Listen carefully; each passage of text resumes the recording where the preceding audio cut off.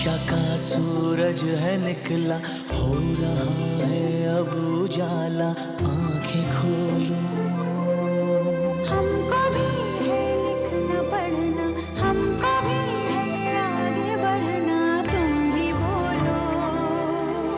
शिक्षा का सूरज है निकला, हो रहा है अब उजाला, आंखें खोलो। हमको भी है लिखना पढ़ना, हमको भी है आगे बढ़ना, तुम भी बोलो।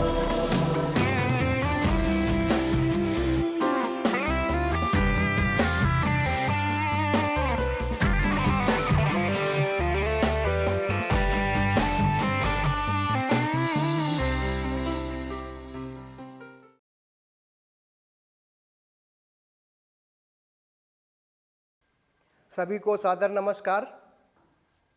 मित्रों, पिछले सत्र में आपने सर्वेक्षण, मैचिंग बैचिंग, वातावरण निर्माण, साक्षरता कक्षाओं का संचालन तथा आईपीसीएल पद्धति पर आधारित पठन पाठन सामग्री प्रवेशिका के पाठों को पढ़ाने पर चर्चा को विस्तार रूप से सुना और समझा। आज प्रशिक्षण के तीसरे दिन आपका हार्दिक स्वागत और अभिनंदन है। मित्रों, आज के सत्र में आपको साक्षरता कक्षाओं के लिए तैयार सहायक शिक्षण सामग्री का परिचय और प्रयोग श्री दिनेश सिंह द्वारा विस्तार से बताया जाएगा। मित्रों, अब आपको साक्षरता कार्यक्रम में पारस्परिक प्रचार प्रसार अभियान के विषयों को जोड़ने पर चर्चा की जाएगी। साक्षरता कार्यक्रम को और अधिक प्रभावी तथा गतिशील बनाने के लिए लाभार्थियों की रोजमर्रा की जानकारी को और अधिक बढ़ाने के लिए पारस्परिक प्रचार प्रसार अभियान की शुरुआत की गई थी। इसके अंतर्गत 4 तरह की और साक्षरता देने की बात की गई है। इसमें वित्तीय साक्षरता, विधिक साक्षरता, चुनावी साक्षरता और आपदा प्रबंधन एवं नागरिक सुरक्षा विषयों पर लाभार्थियों को जागरूक किया जाएगा। सबसे पहले हम वित्तीय साक्षरता पर चर्चा करेंगे। इसमें हम अपने लाभार्थियों को वित्तीय साक्षर करेंगे। मित्रों, वित्तीय साक्षरता कार्यक्रम में 4 विषय चर्चा में शामिल किए गए हैं। ये साक्षर भारत कार्यक्रम और वित्तीय साक्षरता, वित्तीय नियोजन और प्रबंधन, बचत, बैंक और डाकघर में बैंकों से ऋण एवं सुरक्षित धन प्रेषण तथा बीमा आदि विषय हैं। इन पर राज्य संसाधन केंद्र ने पर्याप्त साहित्य तैयार किया है जो आपको उपलब्ध कराया गया है। आप इसका एक बार अध्ययन अवश्य कर लें। इसके अंतर्गत आपको अपने लाभार्थियों को बचत के बारे में बताना है, निवेश के बारे में बताना है, उनके बैंक आब्लिक डाकघर में खाते खुलवाने की जानकारी देना है। यह भी बताना है कि साहूकार से कैसे अपने को बचाएं, बैंक डाकघर में कम ब्याज पर ऋण कैसे प्राप्त करें आदि विचार के साथ चर्चा करनी होगी। मित्रों, विधिक साक्षरता के अंतर्गत निम्नलिखित विषयों के बारे में जानकारी दी जाएगी। हमारे अधिकार और कर्तव्य क्या हैं, घरेलू हिंसा संबंधी कानून क्या है, यौन उत्पीड़न संबंधी कानून, दहेज संबंधी कानून, लिंग परीक्षण संबंधी कानून, अनुसूचित जाति जनजाति अत्याचार निवारण कानून, वन निवासी तथा अनुसूचित जनजाति के अधिकार, शिक्षा का अधिकार, सामाजिक विकास हेतु भारत सरकार की योजनाओं, भूमि अर्जन, पुनर्वासन और पुनर्व्यवस्थापन में उचित प्रतिकर और पारदर्शिता का अधिकार अधिनियम 2013, राष्ट्रीय खाद्य सुरक्षा अधिनियम 2013 आदि कानूनी विषयों पर लाभार्थियों को जानकारी उपलब्ध कराई जाएगी। इसके लिए आपको छोटे छोटे फोल्डर्स के माध्यम से जानकारी उपलब्ध कराई गई है। मित्रों, चुनावी साक्षरता पर भी आपको लोकतांत्रिक शासन प्रणाली तथा उसमें जनप्रतिनिधियों की भूमिका, मतदान का महत्व, मतदाता के अधिकार, मतदाता सूची, मतदाता फोटो पहचान पत्र, मतदान कैसे करें, इलेक्ट्रॉनिक वोटिंग मशीन आदि महत्वपूर्ण विषयों की जानकारी दी जाएगी। चुनावी साक्षरता विषय पर राज्य संसाधन केंद्र ने पर्याप्त साहित्य तैयार किया है जो प्रशिक्षण के दौरान आपको उपलब्ध कराया जा रहा है। मित्रों, आपदा प्रबंधन एवं नागरिक सुरक्षा विषय पर भी आपका परिचय आपदा प्रबंधन से कराया जाएगा। आपदा प्रबंधन की योजना तैयार की जाएगी। आपदा प्रबंधन के मुख्य क्षेत्र और उनका प्रबंधन बताया जाएगा। आपदा प्रबंधन में आपकी भूमिका पर भी जानकारी दी गई है। साक्षरता कक्षा के लाभार्थियों को आपदा प्रबंधन से आपको अवगत कराना है। आपको एक और महत्वपूर्ण काम करना है। जो नौ साक्षर, अर्ध साक्षर, असाक्षर आपके लाभार्थी हैं, उनका बैंक में जनधन खाता खुलवा दें। उनका सुरक्षा बीमा यदि नहीं हुआ है तो करवा दें। इससे उनको आप में लाभ दिखेगा और वह साक्षरता कक्षा में आएंगे। मित्रों, आइए आपसे पारस्परिक प्रचार प्रसार अभियान में तैयार सामग्री पर चर्चा करते हैं। मित्रों, ये आपको साक्षरता सामग्री के रूप में किट बैग दिया गया है। इसमें विभिन्न सामग्री दी गई है जिसके बारे में आगे विस्तार से हम आपको बताएंगे। आप यहाँ पर देख रहे हैं, ये मतदान साक्षरता की सामग्री है। इसमें 2 फोल्डर दिए गए हैं, इसको फ्लैश कार्ड कहते हैं। इसमें एक तरफ लिखा होता है, दूसरी तरफ हम इसको खोल करके पढ़ाते हैं। इसमें जो चित्र दिए हैं, हर वोट जरूरी है क्योंकि इसके बारे में पूरा डिटेल लिखा है। ये 12 पृष्ठों का है। इस तरह से इसमें सारी जानकारी दी गई है, चित्र के माध्यम से बताया गया। और पीछे इसके फोल्डर में आप देखेंगे, इसमें हमने सारे विषयों को लिख रखा है। इस तरह से है। अब आप मतदाता कैसे बनेंगे? आप अगर 18 वर्ष के पूरे हो चुके हैं 1 जनवरी को, तो आप मतदाता बन सकते हैं। मतदाता बनने में क्या क्या चीज़ें आपको आवश्यक हैं, इसकी पूरी जानकारी, क्या है मतदाता सूची, कैसे मतदाता बनेंगे, ये पूरी जानकारी आपको फोल्डर में दी गई है। इसके माध्यम से आपको अपने असाक्षर बंधुओं को पूरी जानकारी देनी है। मतदाता सूची में कैसे नाम जोड़ा जाएगा, कैसे नाम हटाया जाएगा, ये सब जानकारी देनी है। लोकतंत्र में चुनाव और वोटर पर हमने एक पुस्तक तैयार की गई है। इस पुस्तक में पूरी जानकारी आपको दी गई है। ये हमने एक स्लोगन्स तैयार किए हैं, आपको जगह जगह इसका इस्तेमाल करना है। ये पोस्टर हैं।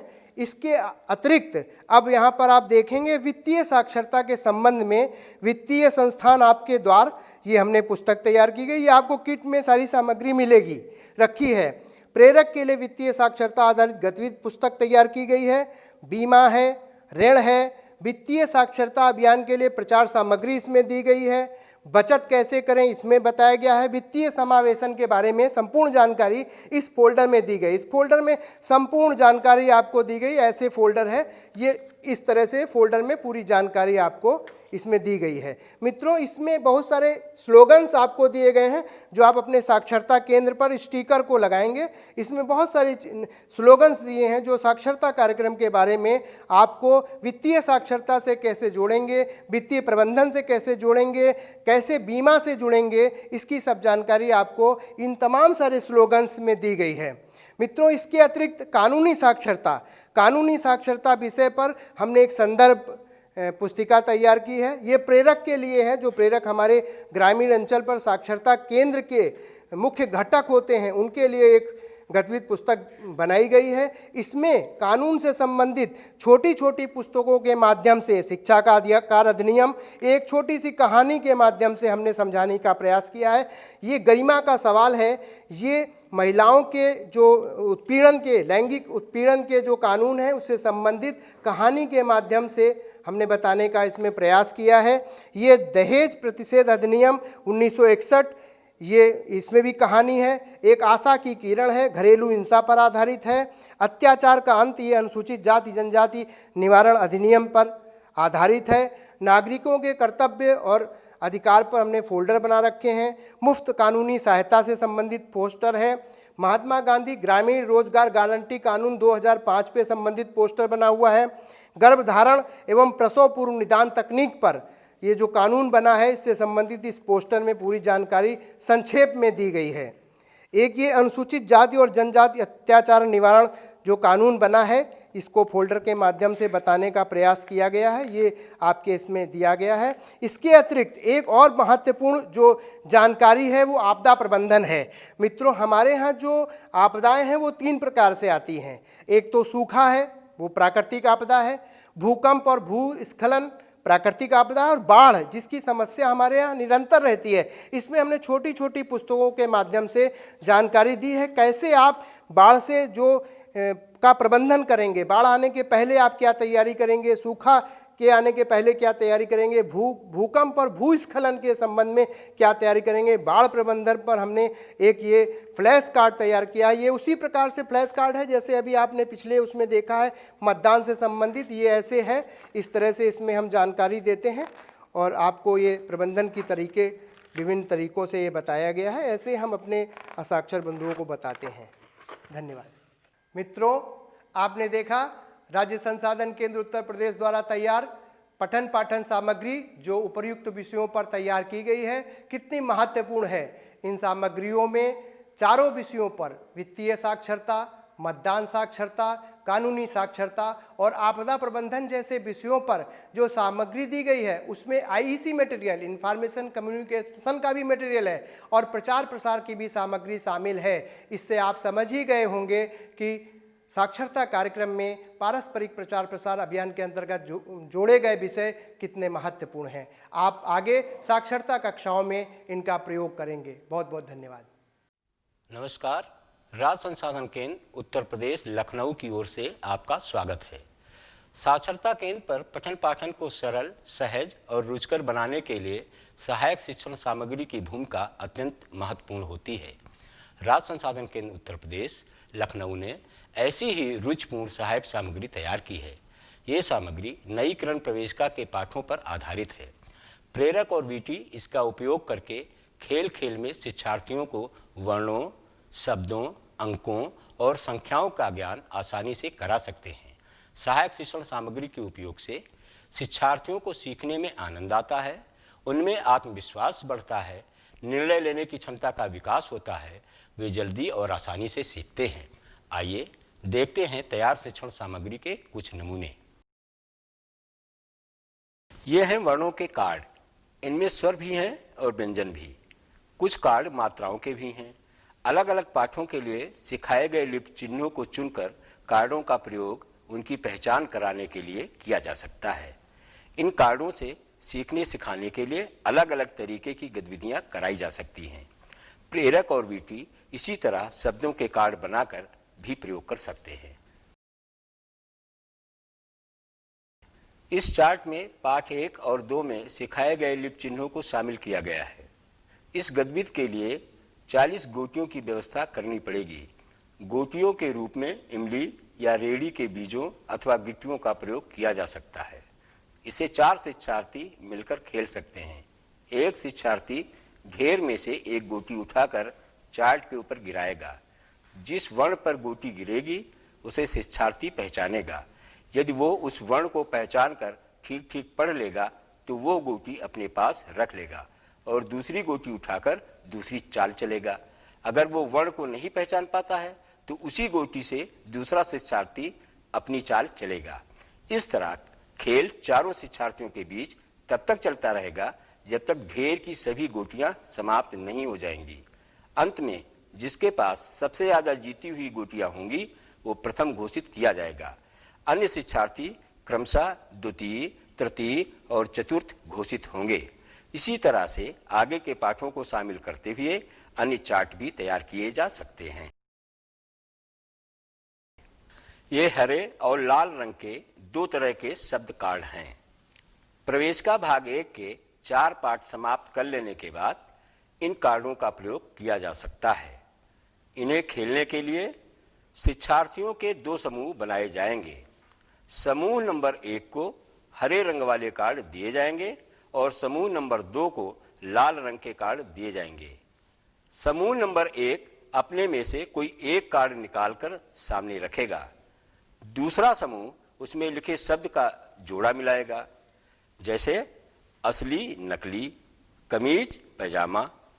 सभी कार्ड समाप्त हो जाने के बाद समूहों के कार्ड बदल दिए जाएंगे, अर्थात समूह नंबर 1 को लाल रंग के कार्ड और समूह नंबर 2 को हरे रंग के कार्ड दिए जाएंगे। इस बार के खेल में समूह नंबर 2 पहले कार्ड डालेगा और समूह नंबर 1 उसका जोड़ा मिलाएगा। इस तरह शिक्षार्थियों में सीखने और पढ़ने की गति बढ़ेगी। यह लूडो खेलने जैसी गतिविधि है। इसे पाठ 12 समाप्त कर लेने के बाद कराया जा सकता है। इसे खेलने के लिए शिक्षार्थी पासा फेंकेगा। पासे के ऊपर का जो नंबर दिखाई देगा उसे अपनी कॉपी पर लिखेगा और उस अंक को ढूंढकर उस पर लिखा शब्द पढ़ेगा। साथ ही कॉपी में लिखे हुए अंक के सामने वो शब्द लिखेगा भी। दूसरी बार पासा फेंकने पर जो अंक आएगा उसे कॉपी में पहले वाले अंक के नीचे लिखकर जोड़ेगा। जोड़ की जो संख्या आएगी उसे लिखकर चार्ट में खोजेगा और उस पर लिखा शब्द पढ़ेगा। फिर अपनी कॉपी में जोड़ वाली संख्या के सामने लिखेगा। इस तरह आगे बढ़ते हुए जब 27 की संख्या से ऊपर पहुंच जाएगा तो जोड़ने की बजाय घटाना शुरू करेगा। घटाने के बाद जो संख्या आएगी उसे खोजकर पढ़ेगा और लिखेगा। इस तरह नीचे तक पहुंचेगा। इसे एक एक शिक्षार्थी अलग अलग या 2-3 शिक्षार्थी एक साथ अपनी अपनी बारी के अनुसार खेल सकते हैं। इस गतिविधि से शब्द और संख्याएं पढ़ने लिखने तथा जोड़ने घटाने का अभ्यास होगा। ये चार्ट निर्मित शब्दों के अभ्यास के लिए है। नीचे लिखे शब्द शिक्षार्थी चार्ट में खोजकर दिखाएंगे। शब्दों के वर्ण ऊपर से नीचे, बाएं से दाएं या तिरछा कोनी भी हो सकते हैं। इससे सीखे गए वर्णों को पहचानने और पढ़ने का अभ्यास होगा। ये अभ्यास चार्ट पाठ 2 के लिए है। इसी तरह अन्य पाठों के भी अभ्यास चार्ट तैयार किए गए हैं। शिक्षार्थियों को इन चार्टों में शब्द खोजने में मजा आएगा, वर्णों की पहचान पक्की होगी। इस चार्ट का प्रयोग पाठ 12 के बाद किया जा सकता है। इसमें संकेतों के आधार पर शब्द खोजने हैं। जैसे अमर की पत्नी का नाम भौरी, पानी से पा हटाकर ना जोड़ें अर्थात नानी।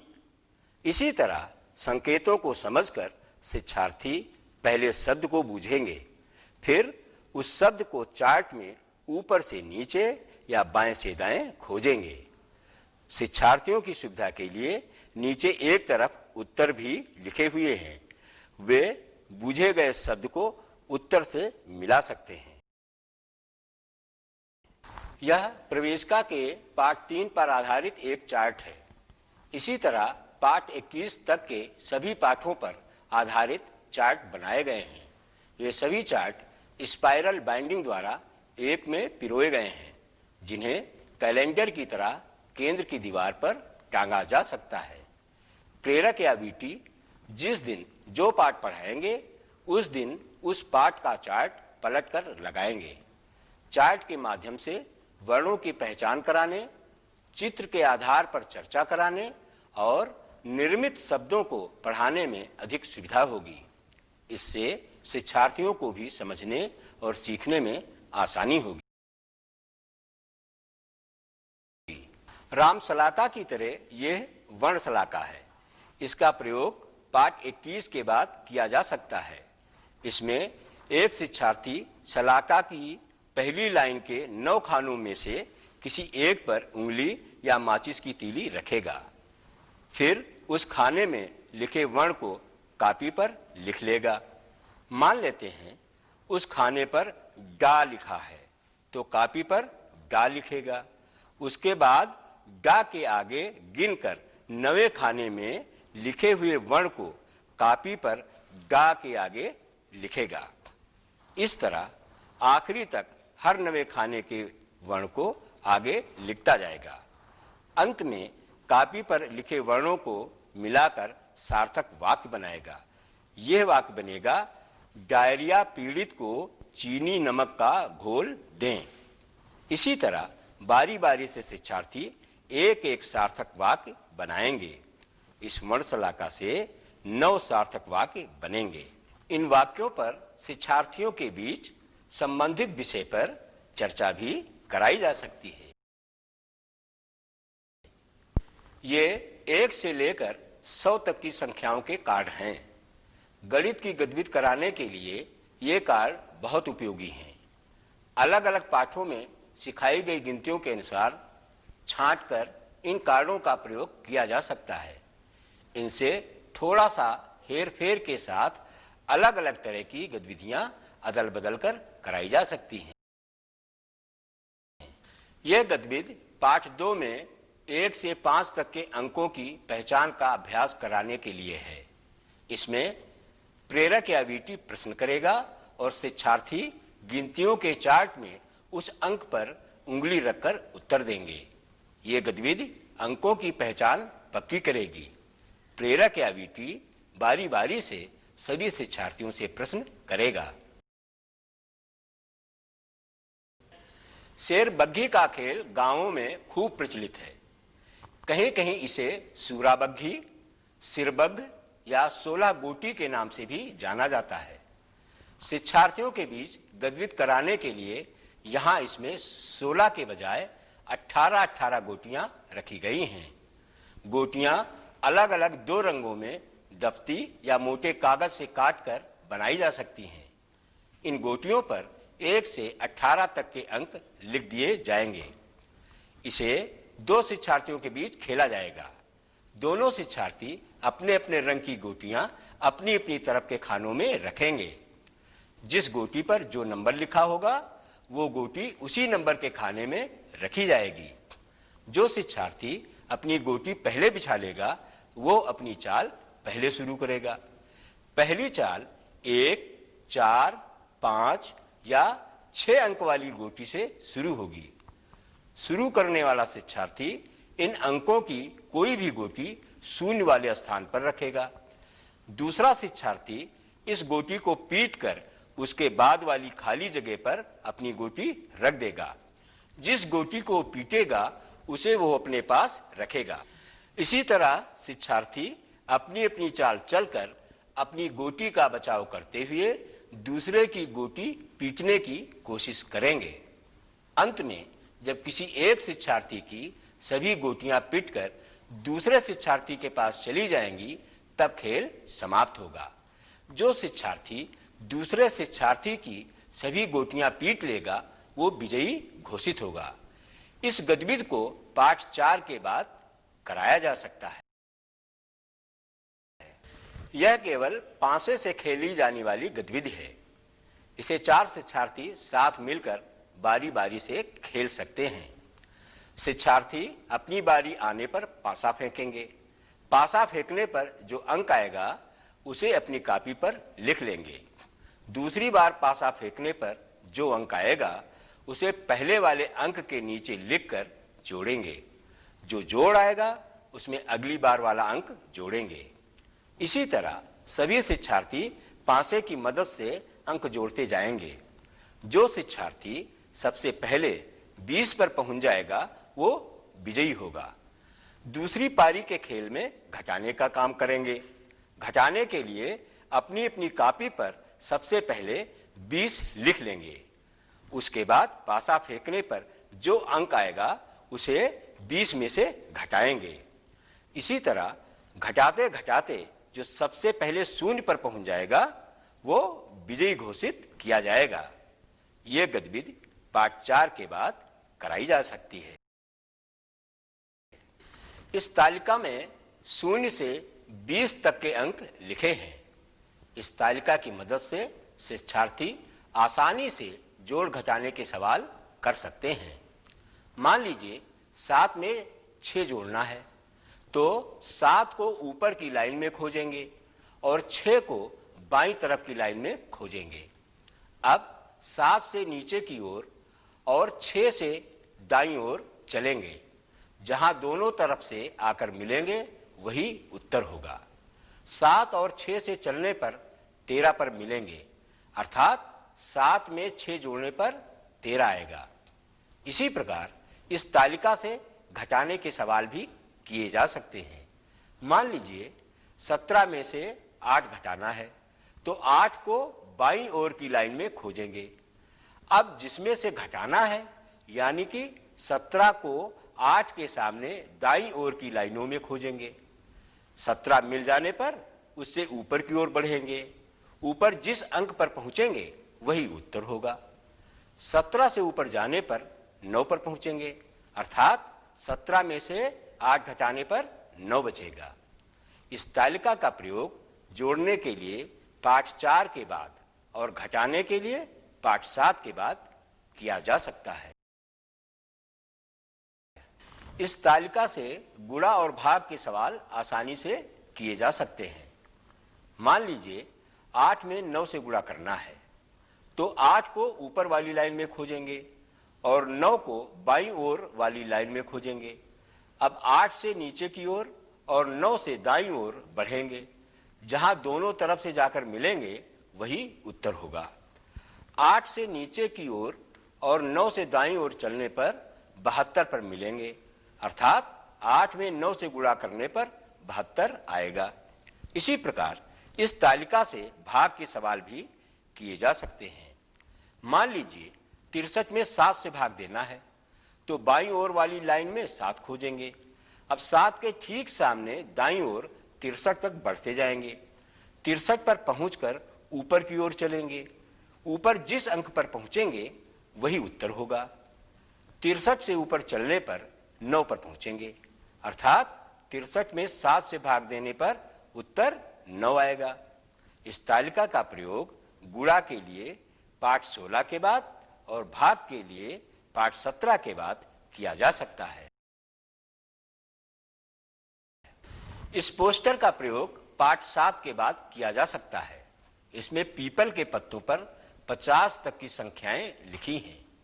इन संख्याओं को शिक्षार्थियों से बारी बारी से पढ़वाकर पहचान कराएंगे। इसमें कुछ प्रश्न करके जोड़ घटाने के अभ्यास भी कराए जा सकते हैं। जैसे तोते की चोंच में जो पत्ता है उस पर कौन सी संख्या लिखी है, इस संख्या में 5 जोड़े तो कितना होगा, इसमें 10 जोड़े तो कितना होगा, इसमें 2 घटाएं तो कितना होगा, इसमें 10 घटाएं तो कितना होगा, इसका आधा करें तो कितना होगा। इसी तरह प्रश्नों के माध्यम से अन्य संख्याओं के साथ भी अभ्यास कराए जा सकते हैं। इस चार्ट में 1 से लेकर 100 तक की संख्याएं हैं। इसका प्रयोग पाठ 10 के बाद किया जा सकता है। इसे पासे के माध्यम से लूडो की तरह 4 शिक्षार्थी एक साथ खेल सकते हैं। चारों शिक्षार्थियों की गोटियां अलग अलग तरह की होंगी ताकि सबकी गोटियों की पहचान अलग रहे। सभी के पास एक एक गोटी होगी। सबकी चाल 1 से शुरू होगी। शिक्षार्थी अपनी अपनी बारी से पासा फेंकेंगे। पासा फेंकने पर जितना नंबर आएगा उतने खाने आगे बढ़ेंगे। इसी तरह आगे बढ़ते बढ़ते 100 तक पहुंचने की कोशिश करेंगे। जो शिक्षार्थी सबसे पहले 100 पर पहुंच जाएगा वो विजेता घोषित होगा। इस खेल को उल्टा भी खेला जा सकता है, अर्थात 100 से शुरू करके 1 तक पहुंचने का प्रयास करेंगे। जो सबसे पहले 1 पर पहुंच जाएगा वही विजेता होगा। तो ये थे सहायक शिक्षण सामग्री के कुछ नमूने। संपूर्ण सामग्री काफी अधिक है। समस्त सामग्री और उसके प्रयोग विधि की संदर्भ पुस्तिका प्रकाशन की प्रक्रिया में है। आशा है ये सहायक शिक्षण सामग्री प्रेरकों, स्वयंसेवक शिक्षकों और शिक्षार्थियों के लिए अत्यंत उपयोगी सिद्ध होगी। धन्यवाद। बेसिक साक्षरता परीक्षा मूल्यांकन। नरेंद्र प्रताप सिंह। साक्षरता कार्यक्रम के अंतर्गत 3 प्रकार के मूल्यांकन का कार्य किया जाता है। पहला, समवर्ती मूल्यांकन। नईकरण प्रवेशिका के 2 भाग हैं। हर भाग में 12-12 पाठ हैं। प्रत्येक 4 पाठ के बाद जांच पत्र है।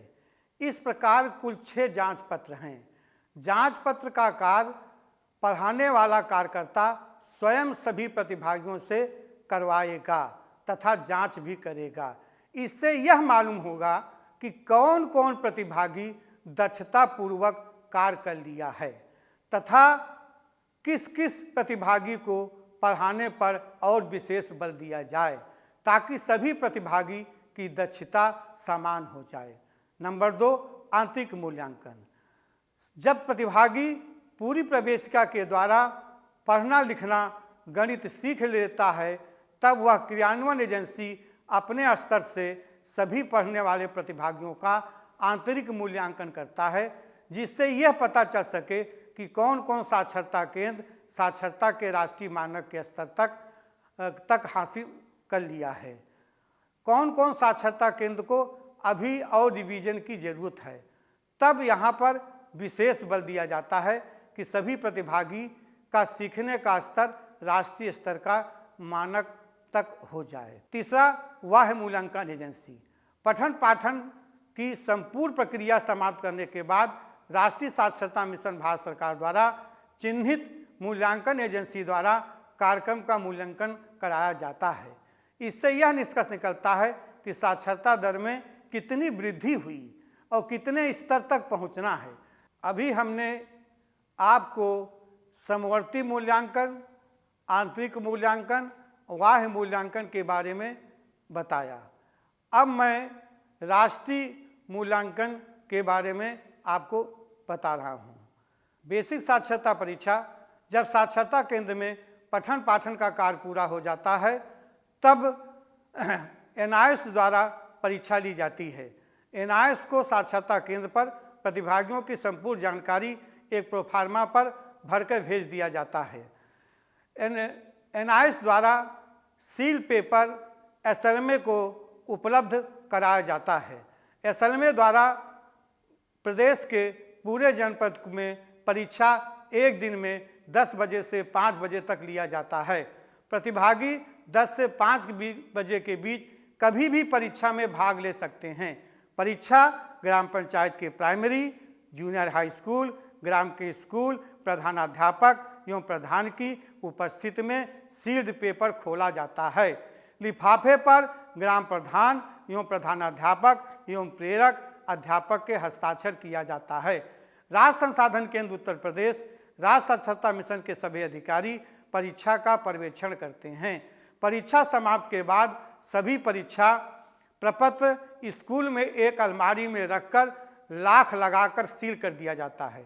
निर्धारित तिथि पर प्रधानाध्यापक की उपस्थिति में सभी अध्यापक कॉपी की जांच करते हैं। प्रधानाध्यापक परिणाम सहित सचिव जिला लोक शिक्षा समिति के पास भेज देता है। वहां पर परीक्षा फल को पोर्टल पर अपलोड किया जाता है। परीक्षा में कुल 150 अंक का होता है। पढ़ाई एवं लिखाई 100 अंक का होता है। गणित 50 अंक का होता है। जिस प्रतिभागी का परिणाम 60% व 60% से अधिक होता है उसे ए ग्रेड दिया जाता है। 40 अंक वाले को संतोषजनक कहा जाता है तथा 40 अंक से नीचे पाने वाले को सुधार लाने के लिए फिर केंद्र पर पढ़ना होता है। प्रमाण पत्र NIS द्वारा परीक्षा परिणाम के पोर्टल पर आ जाने के बाद केंद्र के कोड वार परीक्षा फल देखकर प्रमाण पत्र NIS द्वारा SLMA को भेज दिया जाता है। ग्राम में एक छोटा सा आयोजन करके प्रमाण पत्र का वितरित किया जाता है। पुरस्कार, अधिक अंक पाने वाले प्रतिभागी तथा जिले को राज्य स्तर पर, राष्ट्रीय स्तर पर 8 सितंबर को सम्मान के साथ पुरस्कार दिया जाता है। बेसिक साक्षरता परीक्षा वर्ष में 3 बार NIS द्वारा कराया जाता है। धन्यवाद, बहुत बहुत बधाई।